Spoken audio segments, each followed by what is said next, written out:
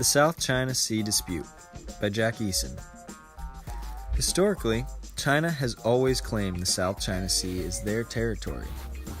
Now that other coastal nations have developed, these waters are the cause of a heated territorial dispute between Brunei, the People's Republic of China, Taiwan, Malaysia, Indonesia, the Philippines, and Vietnam. An estimated $5 trillion worth of global trade passes through the South China Sea annually. And there's estimated to be 17.7 billion tons of crude oil there as well. This is one of the many reasons this ocean territory is so sought after. That is more oil than all of Kuwait. Therefore, many countries want the South China Sea to remain international waters. To promote this, several states, especially the United States, can conduct freedom of navigation operations. Disputes over islands, especially the Spratly Islands and the Paracel Islands, have led to greater tension in the South China Sea.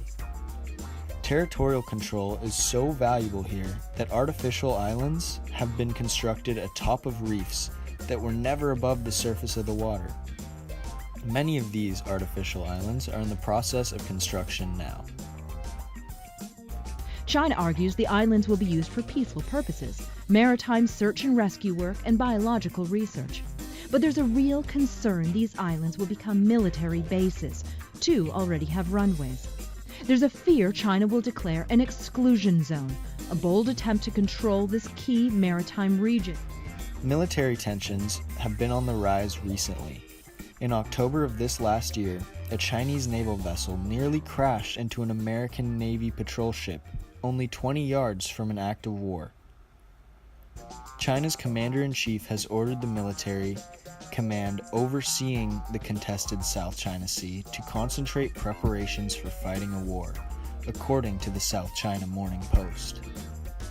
Chinese President Xi Jinping inspected Southern Theater Command Thursday, again stressing the need to build a force that can fight and win wars in the modern age. These increasingly aggressive actions and remarks are only leading to growing tension among coastal nations and those exercising the freedom of navigation. China's claim in this sea extends to what is called the 9-dash line. The reason it is a dashed line is because it is a rough estimate of territorial claims, so operations often extend beyond this boundary. As you can see, the 9-dash line, which appears as purple on this map, directly interferes with 4 different countries' claims in this territory.